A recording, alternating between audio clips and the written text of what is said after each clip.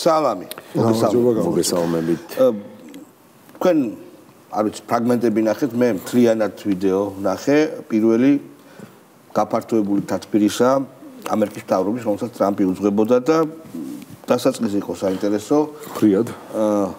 ლოცვა წარმოთქვა კაბინეტის ერთ-ერთმა წევრმა, ეს არის მღვდელი. გამარტივებული ლოცვა იყო.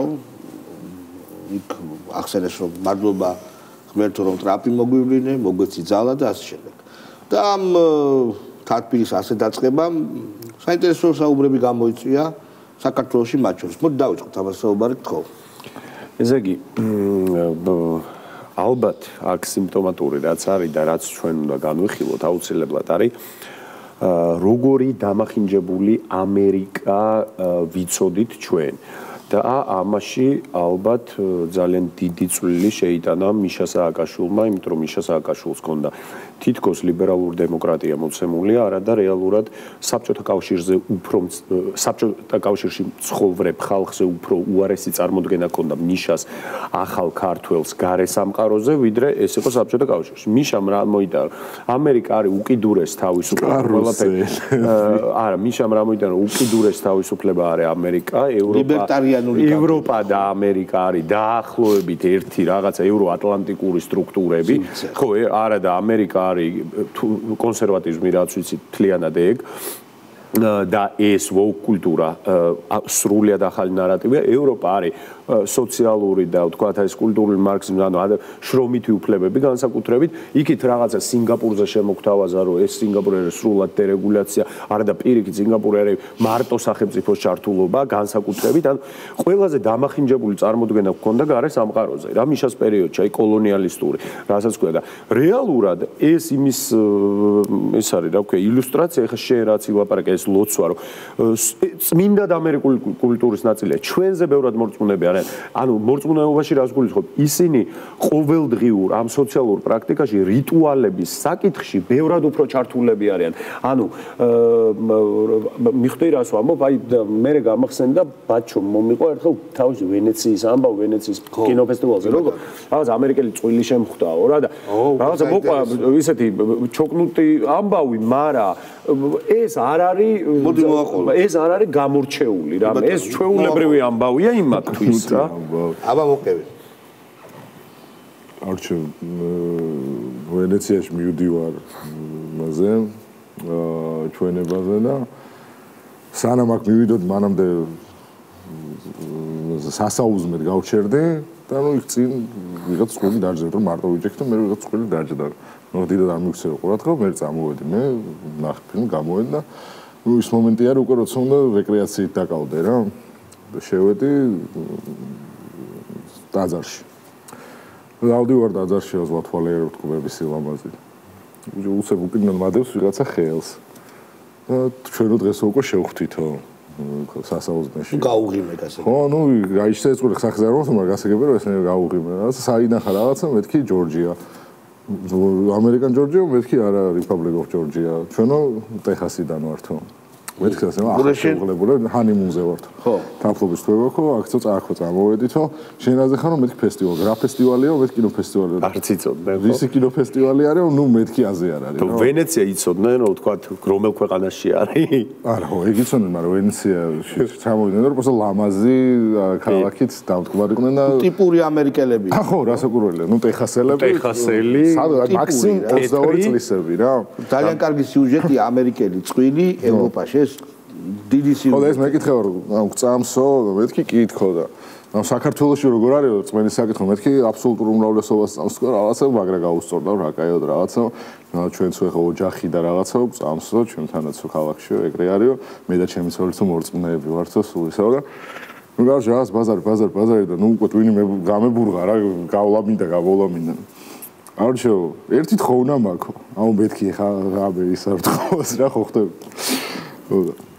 არჩევ შეიძლება რომ შენთვის ვილოცო და მეთქი ბაზარი არ არის თქო რა მაგაზე კაი თხოვნა რა უნდა მიიღო ხო ო ნუ შენს ვილოცოზე კი ბატონოზე ფიქრობ რომ ალბათ როცა წავა და სახში როცა ლოცვის დრო მოუნდება ბიჭო კიდე ერთხელ ესე დამადო ხელი ჩაქიბა ესე თავი და დაიწყო ბუტბუტი ო მესმის რომ ლოცულობს ჩემს ახალს ამბობს ვერც მიმართავს, რომ გარჩე მეტი დრო მიეციო თავისუფალი ოჯახთან გასატარებლათო, საქმიანობაშიო წარმატებებიო, თავის ქვეყანას უკეთესად გამოადგეს, რაღაცა ბიჭო გავარდა, ანუ მეთქი რა ხდება ეხლა ჩემ თავს რა.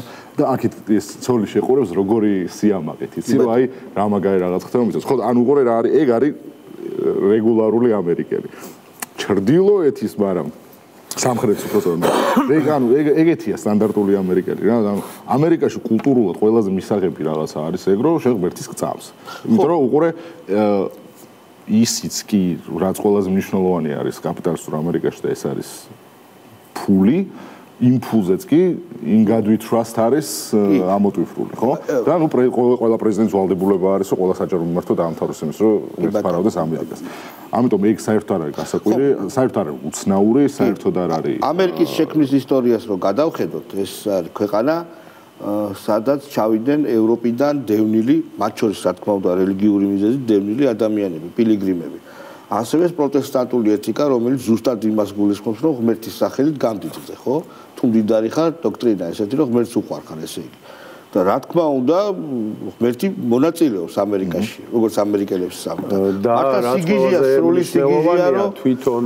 კაპიტალიზმის ვთქვათ აი მიმართულება ვებერენული ერთ-ერთი ყველაზე კარგი ახსნა ალბათ კაპიტალისტური ვთქვათ ეს სული და პროტესტანტული ეთიკა რას ნიშნავდა რა რომ პროტესტანტული რომელიც ყველაზე მთავარი ეს ამერიკაში მოხდა ხო ამის ვთქვათ განსხეულება რომ რას ნიშნავდა ბაჭო აი ამ შემთხვევაში კათოლიციზმის მიმართება იყო რომ ის ანსხვავებდა ადამიანებს საეროს და სასულიეროს მაგალითად და ამის პრობლემა იცი რა იყო რომ ჩვენ ვიღებდით იმ პერიოდში კლასობრივ საზოგადოებას რომელიც იყო და ეს იერარქია კლასებს შორის ზართულდებოდა დიდგვაროვნები და ასე შემდეგ და კაპიტალიზმს ეს არ ჭირდებოდა კაპიტალიზმში ყველა თანასწორია იმიტომ რომ ფულის შოვნა ყველა შეუძლია დიდარი კლასი გახდეს და ამან პროტესტანტულმა ეთიკამ დაუდო ამ კაპიტალიზმის შესაძლებლობა და ჩვენ მოგვაწოდეს სრულიად განსხვავებულად ხო ლიბერალური დებილური ულტრალიბერალური მიდგომა ირაკლი პავლენის ფულზე რომ გადავიდეთ აქედან ხო აი ეს იქნება გამართლებული ვინ არის ეგ აი ნახავ ახლა გავუშვით პირველში სერიოზული კაცს და მოცავსაუბრეთ ივანიშვილი ახდენს დიქტატურის კონსოლიდაციას ის ამბობდა არ ჩამონიშნავს და არც ეთყობა რომ რაღაც უახლოეს დღეებში აპირებს არჩევნების ჩანიშვნას ამბობს ორიენტირებული უნდა ვიყოთ ამ სისტემის დემონტაჟზე იმიტომ რომ თუნდაც არჩევნების ჩატარების თანხმობის შემთხვევაში იმ პუნქტების რეალურად ეფექტურობას განსაზღვრავს ის დათმობს თუ არა ძალაუფლებას ივანიშვილი იმიტომ რომ თუ სუსი ისე იქნება ივანიშვილის განკარგულებაში თუ ძალოვანი სტრუქტურები იქნება მის განკარგულებაში თუ ეს სისტემა მახინჯი დარჩა არჩევნებს აზრი არ აქვს ხო თუ თავდებით იმას რომ არჩევნებს ისევ იგივე ნარატივი ამათი სურვილი ისევ იგივე ნარატივი რომ ეს არის სახელმწიფოს ჩამოშლა ხო არა ისევ იგივე ნარატივი რომ ბიძინა ივანიშვილმა მოგცეს შესაძლებლობა რომ მოვიგოთ ხო უბრალოდ ბიძინა ივანიშვილი და ქართული ოცნება ჩვენს ახლა უნდა ავდგეთ ერთად ან ცალკე მაგრამ დროის რაღაც ერთ მონაკვეთში და გავიდეთ უბრალოდ იმიტომ რომ კიდე მოგვიგებენ ახლა არჩევნები რო იყოს ყველა ჯერზე მოგვიგებენ და წესკო რა თქმა უნდა დაიშალოს ქვეყანა მარტინ მამრავლებად გაჩერდეს და მაშინ არჩევნები რაღაც საჭირო პირდაპირ ამათმა რომ მოიგონ ოღონდ ვინ აი პავლენიშვილმა ვისაც ეს აქვს ნათქვამი გიგი უგულავა პირველი გახდეს ჭიაბერაშვილი მიშა სააკაშვილი ყველა რა ხო ამასობაში იზრდება არჩევნებს ითხოვდე ერთია და მაგის გჯეროდეს რომ აი არჩევნები ხელახალი არჩევნები თუ დაინიშნა იქ მივახცევ წარმატებას მაგრამ თან საუბრობთ რომ ამ არჩევანს უნდა გქონდეს კონკრეტული დათქმა სადაც თუ ეს არჩევნები ჩატარდება მერე ჩვენ გვაქვს პუნქტები რომლის ეფექტურად აღსრულების შემთხვევაშიც გამოჩნდება დაითმობა თუ არა ძალაუფლება არა არჩევნები არ უნდა ჩატარდეს ჯერ ეს პუნქტები უნდა აღსრულდეს არა ამან თქვა რომ არჩევნების ეფექტურობაო სუსი უნდა არ უნდათ არჩევნები ამ სუსის ამ თავრობის ამ ცესკოს პირობებში და უნდა რაღაც ძალაუფლება არა უბრალოდ თუ ესენი ქუჩიდან გვარყევენ და ვერ შეგვარყიეს უნდა რომ ერთჩვენიერ დღეს ჩვენ მოგვინდეს წასვლა უბრალოდ და ქვეყნის ჩუქება უგრევოთ ხო ქვეყნის ჩუქება ამათვის მაგრამ მანდაც უყურე დაპირისპირება აი კუტაბიჭი მაგალითად სალომეს აკრიტიკებს აი გაუშვით ცოტე კობერიც რაც შეეხება გზავნილებს. რავი ხარ ვარ დაგიმალო, ჩემთვის ცოტა უფრო მეტად საახალწლო სურვილებს გავს ვიდრე რაღაცნაირი გეგმას. ჩემთვის გეგმასა და სურვილებს შორის თავარი განსხვავება არის, როცა საკითხი დგება ესე, როგორ ჩვენ რაღაც ვემზადებით არჩევნებისთვის, როგორ ვიღებთ ამ არჩევნებს. თავარი კითხვა რაც ცხადია, ჩანს და ეხლა აღარც ენის მოჩლექვის დრო აღარ არის, ახაც გაპრაჭეს. თვეებია უკვე ხალხი ქუჩაში დგას და ქუჩაში დგომ ხალხს კარგი გულს მოსაფხანი სალამუნო სიტყვები უთხრათ, ეხლა ეგ არ გონია მე უკვე გამოსავალი. აბსოლუტურად გაუგებარია რა უნდათ ამ ქალისგან. ეს ქალი რაც წარმოადგენს და ის თავი აქვს ეგ ამ ქალისგან იცი რა უნდა, იმიტომ რომ ამ ქალისგან თვითონვე, უყურე ამ ქალს ჯერ თვითონვე საჯაროდ მიუტევეს, იმიტომ რომ მანამდე რაც ბიჭო, ეხლა რო შეიწყალოს მიშა.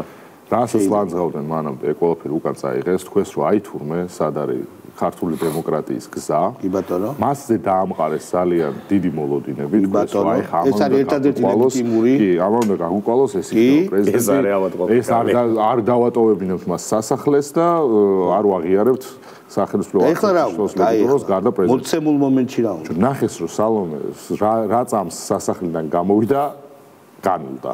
მანამდეც რაღაც ის ჰქონდა თქო ონტოლოგიური ტვირთს ატარებდა თქო ვერ გეტყვი, მაგრამ მანამდე ხო რა მეტ შეხვედრას ატარებდა, მეტად ჯაშუშობდა, მეტად დარბოდა, მეტად მე შემიძლია პირდაპირ ვთქვა რომ სალომე აკეთებს ყველაფერს და იმაზე მეც რას მისი გაბარიტების მქონე ადამიანს სულიერ შეუძლია. მეცაც აკეთებს. მეც ვერაფერს ვერ გააკეთებ. იმიტომ ამათ ყოველთვის სხვისი ხელით უნდათ რომ გააკეთონ რევოლუციას, სხვისი ხელით უნდა გააკეთონ აქციას, სხვისი ხელით უნდა გააკეთონ. მათ შორის არჩევნების ხელახალი, მათ მოსაწონ კრიტერიუმები. ესე ჩვენ უნდა გავაკეთოთ. არჩევნები ჩვენ უნდა წავაგოთ. და ეს არ დაგვაუწყდეს, როდესაც ლაპარაკობ ჩვენ ამ რადიკალურ ოპოზიციაზე და აგენტურაზე, შიდა აგენტურაზე, ამ გაყიდულ ელიტაზე, აუცილებლად უნდა გავიხსენოთ, რომ ამ ელიტის, ამ ოპოზიციის ლეგიტიმაციის წყარო მხოლოდ და მხოლოდ არის გარედან და არა შიგნიდან. ანუ ჩვენ გვიპირისპირდებოდნენ, იმიტომ რომ თქვენ დასავლურ გზას გადაუხვიეთ. არდა რა დასავლურ გზასაც ეგენი გულისხმობენ, ტრამპმა გადაუხვია თუ გადაუხვია. ოღონდ ეგ დასავლური გზა არ არის. მე პირადად აქვს სალომე ზურაბაშვილს ჩემთვის ნათქვამი, მე არ მიყვარს ეს შიდა საუბრების, პირად საუბრებს რამე მხრივ კომპრომატად გამოყენება, მაგრამ პირადად აქვს ნათქვამი და შემდეგ საჯაროდაც ტრამპი არის მისთვის ერთ-ერთი ფავორიტი, ის რა ქვია, პრეზიდენტი და ნუ აი პოლიტიკოსი და კი რო შეხვდა და ნუ აი ყველაზე საინტერესო ტიპია. და ძალიან დიდ პატივს ემდა. ეხლა მაინტერესებს სალომე ზურაბაშვილის პოზიცია რა იქნება, რომ სად არის ჭეშმარიტება ზელენსკის თუ სალომე ლავროვზეც იგივე საუნდა, მაგრამ ეხლა კი აღარ იტყვის. შენ იცი რა შვები ეხლა ბოლო რამოდენიმე გადაცემა უხერხულ კითხვებს სვავ, იმიტომ რომ რა თქმა უნდა არათანმიმდევრობაში იჭერ, თავიდან ბოლომდე გიჟები არიან ისინი. და გინდა რომ რაღაცა მოაქციო, რაღაც ერთი მდგენელის ქვეშ გაერთიანო. და რა პასუხი ექნებათ? მაგალითად ჟურნალისტებმა რო დაუსვამ პასუხი, კითხვა რომ ტრამპი რასაც ამბობს. ეს რომ ზელენსკი არის დამნაშავე, ილონ მასკი რასაც ამბობს. სხვა შორის შვილმა დატვიტა, ხო? X-ზე დაწერა რომ პირველი ისო შობის მომგვრელი იქნებაო, ხო? ნაცი მედია დაკავებულიო. ნაც მედია ვიღაცას ვისაც დაიჭერენო ხო ეგ იქნებაო ზელენსკიზე ამბობდნენ ხუმრობენ რომ არ ჩამოვიდეს ამერიკაში თორე დაიჭერენ. კარგი. მე უბრალოდ ის თმამიდა იცი რომ ნაც მედია აი ეს ბაბლი ბოდიში რას ჩენაბობ ანუ არ ჩამოვიდეს თორე დაიჭერენ. ესე იგი ჩვენ ლაპარაკობ ადრე ხო ყველას თავში აზრი არსებობდა რომ ზელენსკის ბოლო თუ რაღაც ისე შეექმნა თავშესაფარი ამერიკაში ექნება და ან დასაჭერად კი ბატონო ნუ ეგ ესეთი ინფორმაცია ნახევრად ხუმრობით ნათქვამი რა ხო და მე იმას კარტელებს რო იარაღს ყიდნენ ეგ ხო არ არის ნახევრად ხუმრობით ნათქვამი ესეც როგორ თქვეს იცი აი ტაკერ კარლსონმა თქვა ტაკერ კარლსონმა ისიც თქვა რომ ბაიდენი პუტინის მოკლას აპირებდა ესეც თქვა ხო ერთი წუთით უკრაინელებმა ამერიკელი ჟურნალისტი თქვეს რომ მოკლესო ეგეც ხო ნახევრად ხუმრობით არ არის სერიოზულად ნათქვამი არ არის ჯერ ესე იგი როგორ გითხრა აქვს ეს ფაქტები მე ვარ გავახულო რა კარგი მოუწერს კი არა და ზელენსკი ხელს ყველაფერზე ეხლა გამზადებული პასტით ჩადის ინო ჯანგირაშვილი გავხსნა აბა ეს ხელისუფლება ყოველგვარი საზღვრიდან ყოველგვარი შეშია უკვე ხო გადასული შესაბამისად ამ მედიაზეც ეს ცალ-ცალ ლაპარაკს აზრი არ აქვს მე ამიტომ საერთოდ არ ლაპარაკობ იმ შინაარსობრივ ცვლილებებზე რაც შეიტანეს რომ აი ბექაურმა უნდა გაარღვიოს ვინ არის ობიექტური და ვინ არა და მე დაგვაჯარიმოს და BBC სტანდარტებში უნდა ჩაქვსვან თურმე ძალიან დიდი ინტერესით ველოდები როგორ ჩასვავს შავლო რამიშვილს და მაგდა ანიკაშვილს BBC სტანდარტებში შესაბამისად მე ამას სერიოზულად არ უყურებ უკვე ჩვენ მათ გვაქციეს მებრძოლებად ხო ჯარისკაცებად გვაქციეს და რაღაც პარაჯები ჩაგვაწვეს და ხო მე გავაკეთებ კომენტარს რამდენად მე ვიცი fake news-ების საწინააღმდეგო არის ეს კანონი ანუ გამოხატვას კი არ გრძალავს თუნდაც კაცრი ფორმით იმიტომ რომ იგივე დასავლეთში არიან ძალიან მიკერძოებული პოზიციის მქონე ჟურნალისტები რომლებიც მაუწყებლობენ ხო Fox News-იც ასეთია თავიდან ბოლომდე fake news-ების წინააღმდეგ არის მიმართული და რა ვიცი არც მაგდა ანიკაშვილი და არც მე fake news-ების გავრცელებით არ გამოვირჩევთ ჯანგოსთვის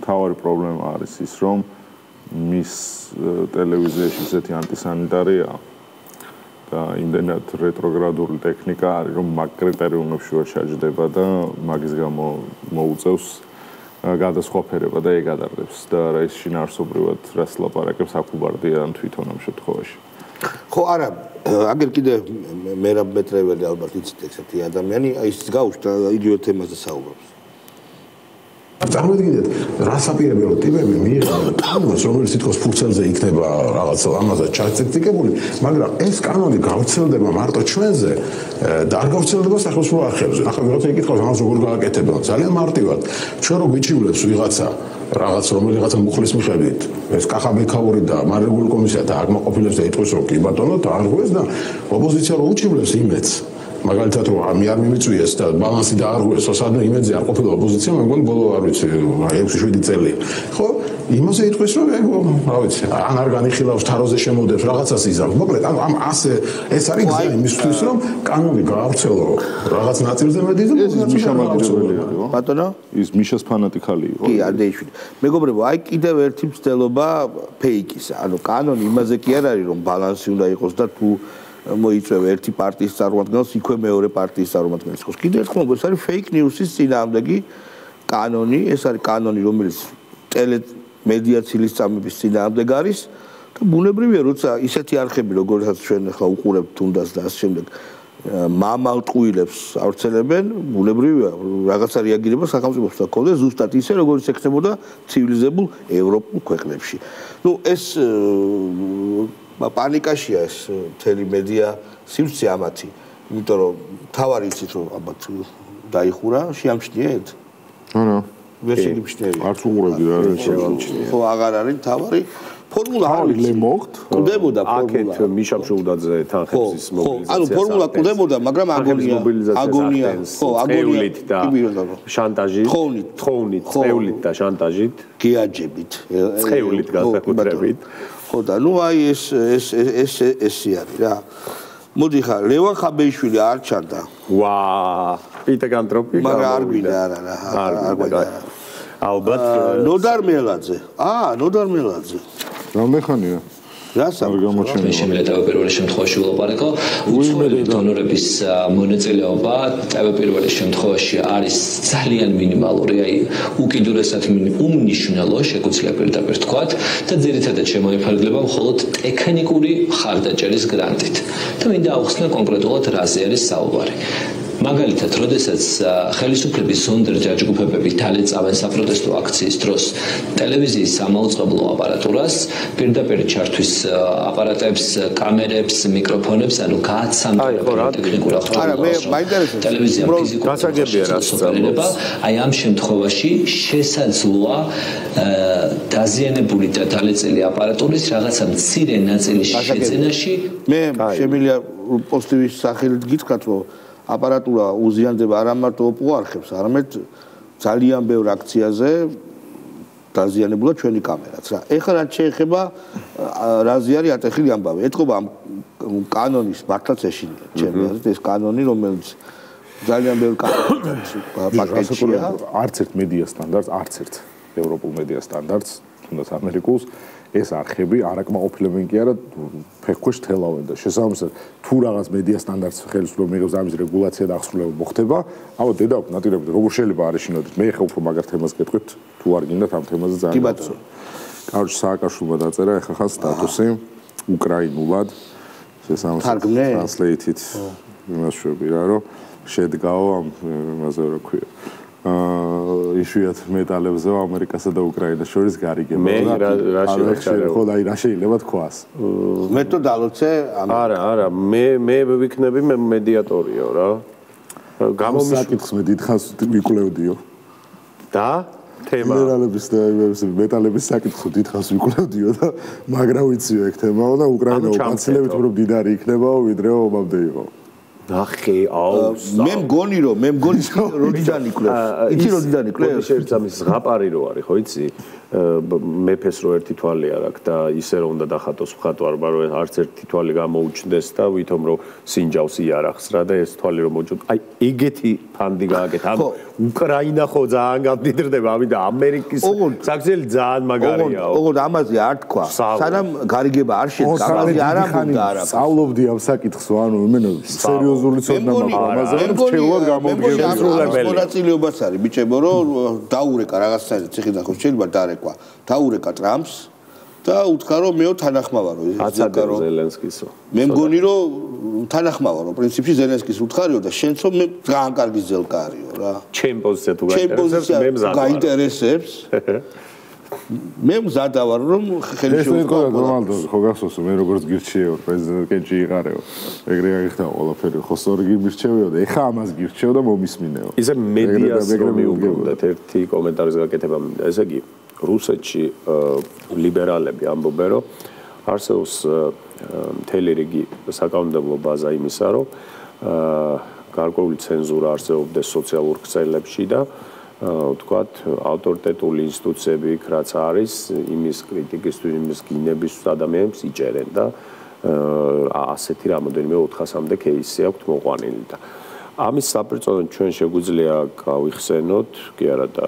მოვიყვანოთ მაგალითი დიდი ბრიტანეთიდან სადაც თუ იცით რამდენი ადამიანია დაკავებული ოღონდ სისხლის სამართლის დანაშაულებით დაპატიმრებული პოსტჩვეულებრივი პოსტების გამო ოღონდ ამ პოსტებში ერთი წუთით არ არის მოწოდება რამე ტერორისტული არ არის მოწოდება არ არის რაიმე კანონდარღვევის მოწოდება რომ აი დავაყაჩაღოთ რამე ჩვეულებრივი პოლიტიკური აზრის დაფიქსირების გამო რუსეთში თუ არის 400-დან 600-მდე кейსი ესეთი 1800-ია არა 13000-მდე არის და მაგალითად ტელეგრამ ჯგუფები და ასე შემდეგ სადაც ხდება დაორგანიზება ან far right ჯგუფების არაძალადობრივი ჯგუფებს გულისხმობს, სადაც კონსერვატიული დისკურსი, სადაც ხდება აი ამ ვთქვათ პოლიტკორექტულობის კრიტიკა, მე ვიცი რომ რაღაც საუბარი იყო პაბებში, იმიტომ რომ პაბი ხო თავის თავში მასკულინური კულტურაა, სადაც თვრალი კაცები იკრიბებიან და იქ მეტად ლახავენ პოლიტკორექტულობას. ანუ კონტროლი იქ მეტად ილახება პოლიტკორექტულობა კაცების ღრეობაში და იმის დარეგულირებაც უნდა და მეტი ტოტალიტარიზმი რა გინდა და მეტი სულში შეძრომა. რა თქმა უნდა, რა რუსეთი და რა ის უნდა მოიტანო. და ვიცე-პრეზიდენტმა ძალიან კარგად მიუთითა ევროპას თუ რა დღეშია სიტყვის თავისუფლება და მე მახსოვს ბრიტანეთში კონსერვატორი ქალი უბრალოდ იდგა სამშობიაროს წინ. კი. უბრალოდ იდგა. რომელიც აბორტს კი არ აპროტესტებს, შეიძლება ვაპროტესტებდეთ და შეიძლება არა და წაიყვანა პოლიცია. საერთოდ პლაკატი არის ვიდეო მაქვს ნახე, პლაკატი არ ეჭირა, უბრალოდ მოშორებით ტროტუარზე იდგა და დაიჭირეს და წაიყვანეს. ნათია მეზრიშვილი გაუშვა ძალიან ჭკვიანი ქალია, ბა. ჩვენ რაღაცა ილუზია არ უნდა გქონდეს იმისი, რომ ხვალ გავიღვიძებთ და ერთხელ ყველაფერი კარგად იქნება. მაგრამ აი ახლა ივანიშვილი ხომ არ ელოდება ნერვები უნდა გიყოს რა ტრამპის ტრამპთან დალაგების მომენტი. მე არ ვფიქრობ, რომ ტრამპთან მაშინ როცა გეოპოლიტიკა იცვლება, турბულენტური არის გარემო, ეს ივანიშვილის ამოცანას ხომ არ ამართება. ისიც რა მე არ ვფიქრობ, რომ ტრამპთან დალაგდება ივანიშვილი, იმიტომ რომ ამერიკის შეერთებული შტატების პოლიტიკა არ არის მხოლოდ ტრამპი, ხო? იქ ხელისუფლების დანაწილების პრინციპი მოქმედებს და გარდა იმისა, რა განცხადებებიც ტრამპის მხრიდან კეთდება, მიუხედავად იმისა, რომ ოცნება ცდილობს რაღაცნაირად გამოიყენოს ეს, მე არ ვფიქრობ, რომ ტრამპს თავისი პოლიტიკა აქვს. ერთად გავაჩეროთ. ბაჩო, ამაზე კარგი და მაღალი კლასის არგუმენტაცია მოგისმენია? არგუმენტი რა იყო ნახე შალვა? მე არ ვფიქრობ და მე არ ვფიქრობ. და რატო? იმიტომ რომ ტრამპის გარდა კიდე ვიღაცებიც არის. რაღაცა იქა 2007-ში თუ 2008-ში. ტრამპის განცხადებას გაუშვებ ცინცხალს ევროკავშირზე შობლიური ენაზე რო საუბრობს, გაუშვათ ეხლა აბა. The European Union's it was formed in order to screw the United States. I mean, let's be honest. The European Union was formed in order to screw the United States. That's the purpose of it. ხოდა ვიტარგმით რომ ევროკავშირი ამერიკელების დასაგოიმებლად შეიქმნა, მაგრამ დასაბუთურებლად. დასაგოიმებლად, მაგრამ მე ვარ პრეზიდენტი. ანუ ეს დაკავშირება რა მიმართება, ხო? ძიმე კონოტაციას. არ მინდოდა ეგ მეთქვა. ხო და ეს არის დამოკიდებულება ევროპისადმი ამერიკის პრეზიდენტის და ანუ არ ფიქრობს, უბრალოდ ის არ ფიქრობს. და ამით ირიბად ბრიტანეთსაც ურტყავს.